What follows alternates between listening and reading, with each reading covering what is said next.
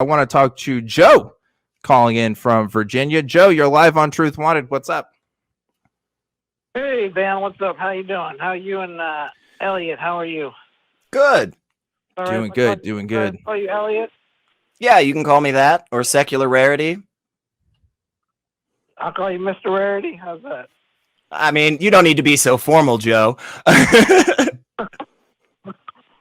All right, so I'm guessing you guys are probably not fans of the Kalam, so I was just wondering what your opinions or what your problems with it are.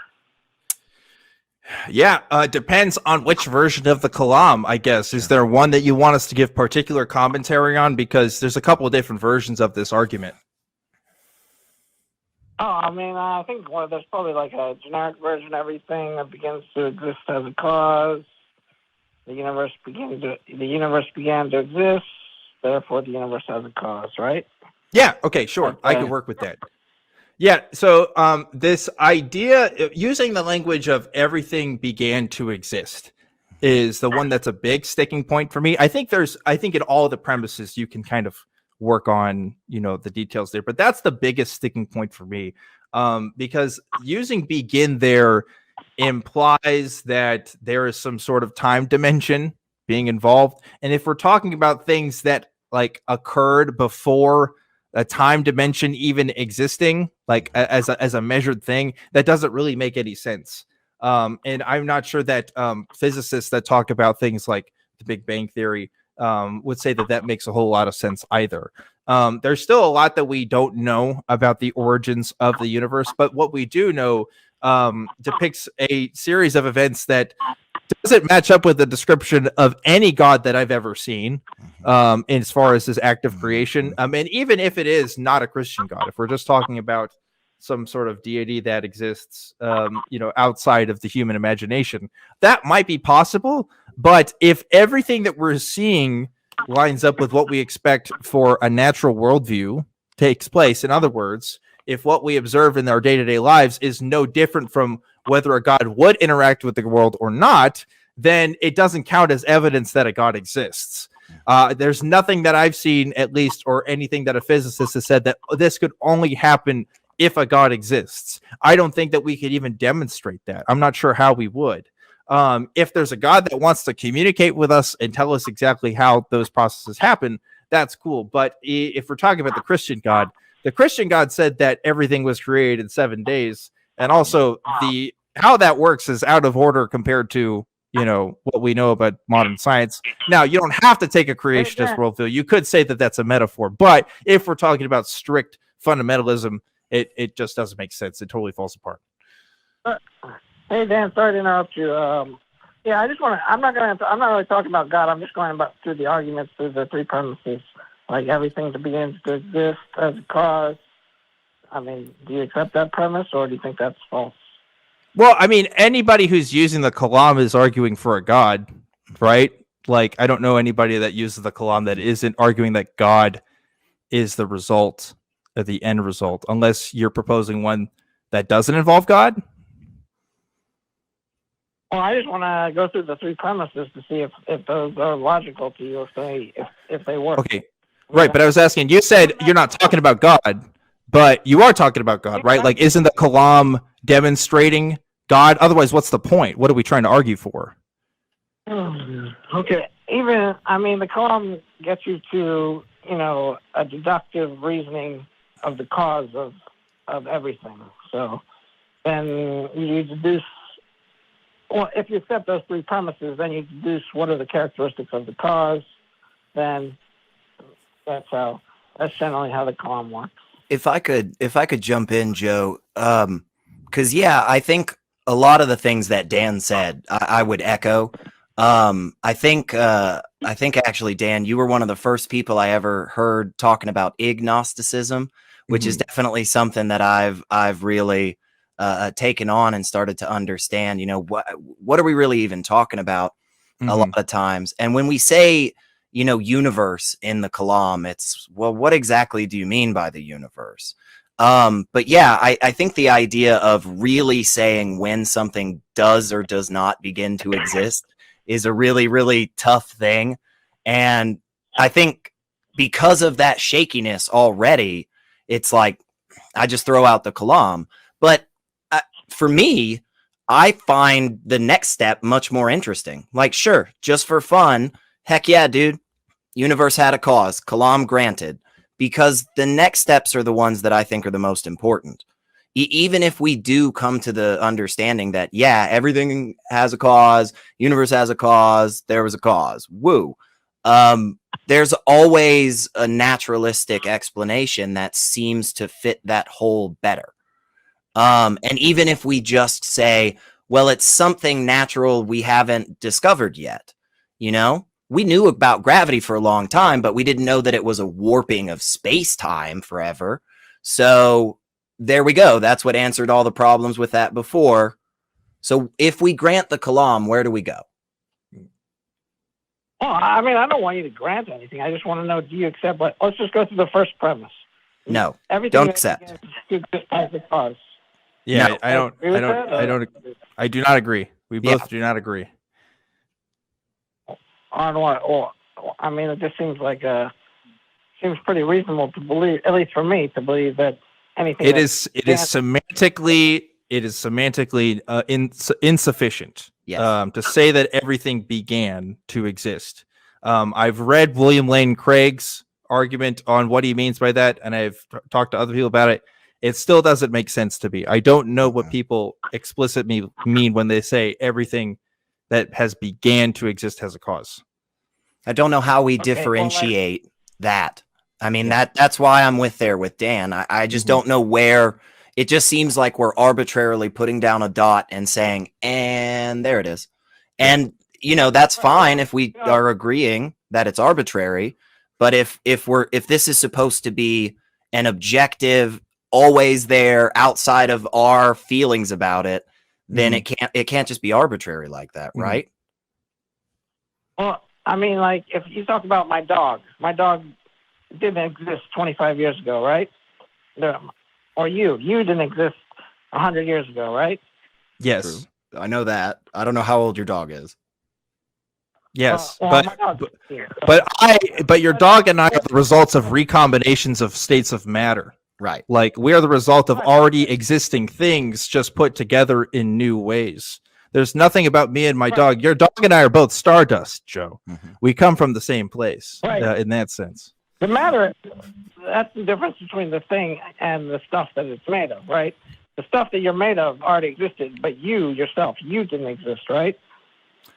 Okay, well, now we got to talk about what you mean by you. Do you mean me as like a conscious entity? Because like we can go some places here. We're going down some fun identity routes here. Yeah. Do you exist? Do you think you exist, Dan? Do I think I exist? I think I take up space and time. So by that definition, yes. Things that take up space and time exist. I take up space and time, therefore I exist. At one point, you didn't exist, right?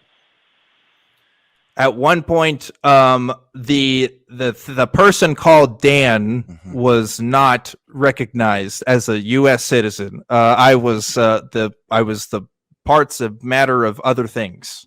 Yeah, but you see, that's different from the universe.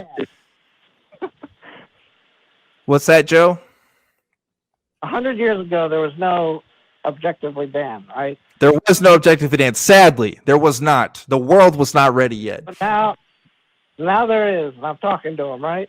Correct. At some point, you began to exist. Yes, I agree.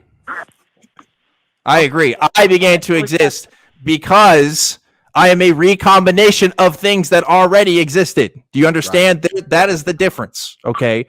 When we're talking about the universe coming to existence, we don't have that same understanding that we do when we're talking about things that exist within the universe. It's the difference between talking about things within the set and the set itself. Do you see how there's a big difference there?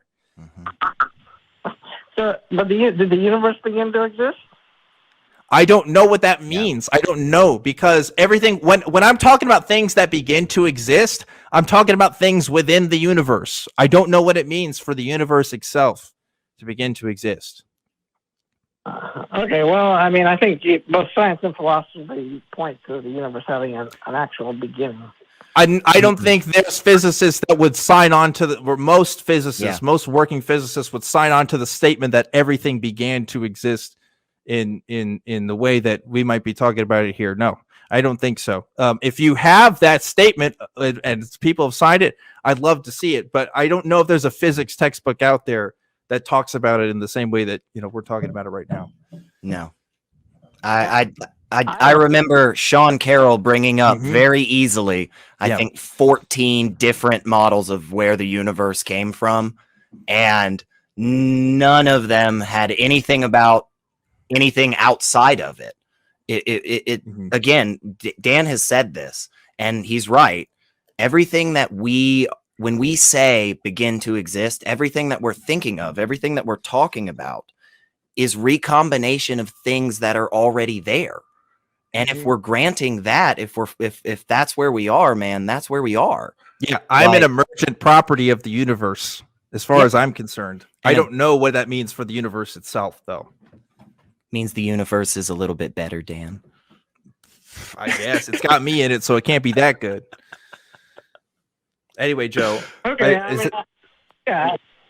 I disagree with you on both points, but that's all right. You know, we can disagree. Yeah. That's fine, Joe.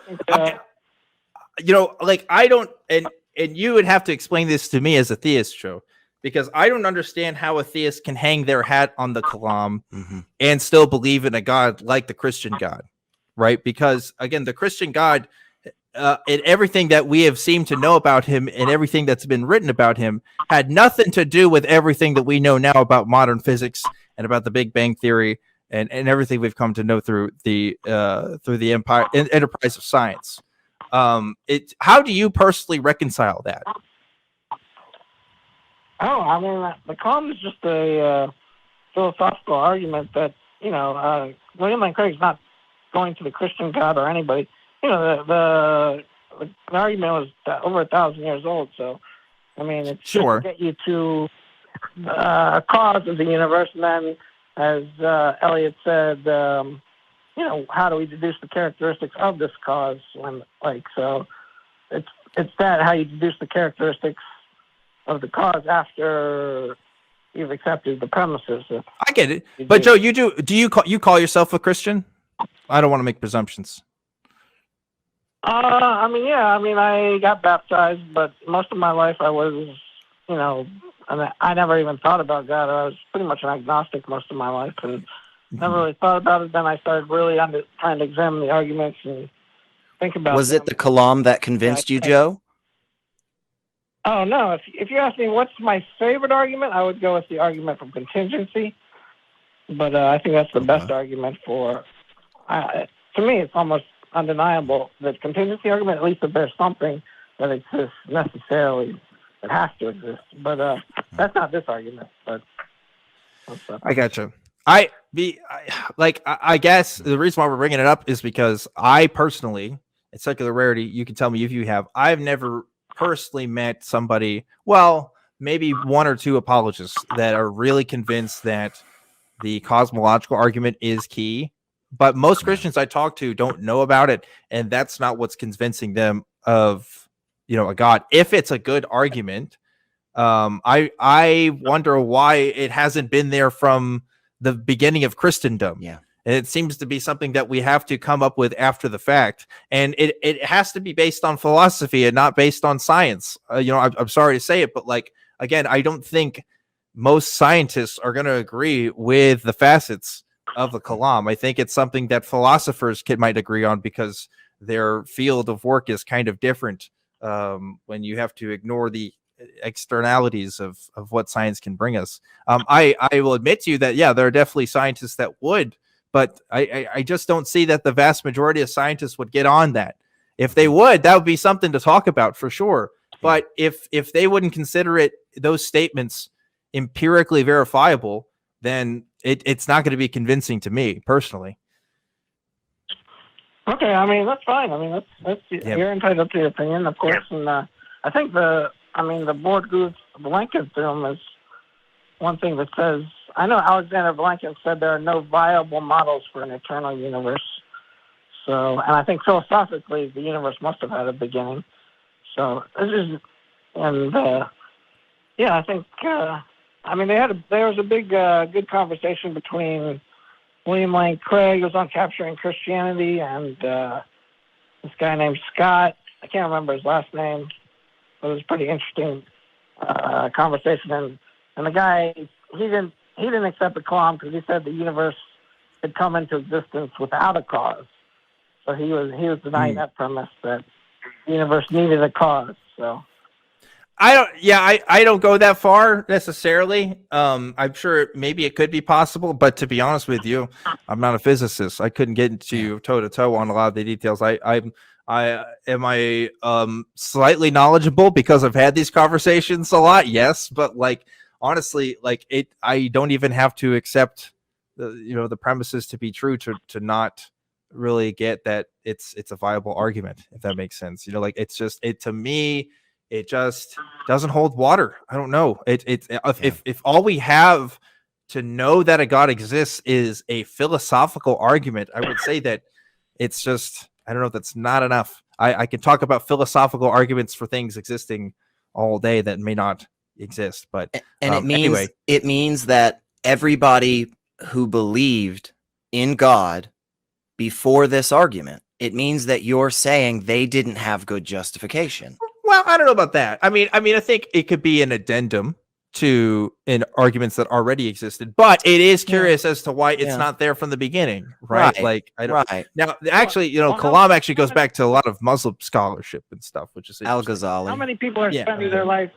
How many people are spending their life thinking about these arguments? Probably, trying to come up with arguments. So it's not like the millions of people. There's probably a few people trying to contemplate the universe and existence, and so it's not like you're gonna have everybody saying, "Oh, let me come up with an argument for the beginning." But if you're saying this is good justification, Joe, then I would say go out there and convince everybody, right? Yeah, I would say that too. I would say if you think it's good, you have a right to tell other people about it. Yeah, for sure. Yeah, and get the people who believe in God on a more solid grounding. If you think this is a solid argument, then go do that, because I think that's better, right? Wouldn't you want people to actively be thinking about their belief? I mean, would God really want his believers and followers to passively accept him? Why not? Yeah. Why not choose God? Isn't that better? This isn't really what I would. Yeah, I called. I wanted to go. I got you, Joe. We've moved a little. You got to expect the unexpected on this show, Joe. You got to expect the unexpected. I think the biggest, if you want to kind of disagree with the Kalam, if you want to say like, okay, like when does a chair begin to exist, or when does a car begin to exist? I think those are like valid arguments. Like who knows when? You can't really define when. I think that's kind of what we were saying. I'm just giving you like some valid arguments to what I would question about the Kalam, but I got you. I think the argument is pretty valid and makes sense to me, but I just wanted to hear your guys' opinion. So thanks for your time. All right, Joe. I appreciate it.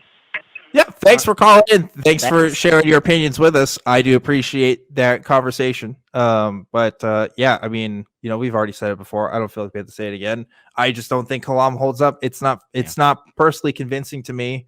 I don't find the premises to be super solid. I think they're vague. When it comes to, okay, even if you accept the premises to be true, I don't know what God means. I don't know if we're talking about a being.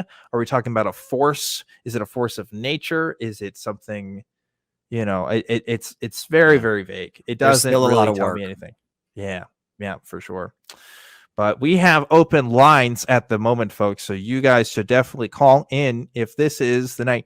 I wanted to do a whole bit about, hey, like, we're going to pray for you, and then we'll get the lines coming in, like we want God to call you in your hearts to call us. But I don't want to like actually trigger people, because I feel like that would, I wouldn't like that if somebody tried to do that to me. Little too reminiscent. It's a little too reminiscent. That kind of stuff I was never into. I think even when I was a kid and I saw people on TV, I was like, that's kind of, I don't really vibe with that. I never got to speak in tongues. I never had a church like that. But yeah, me neither.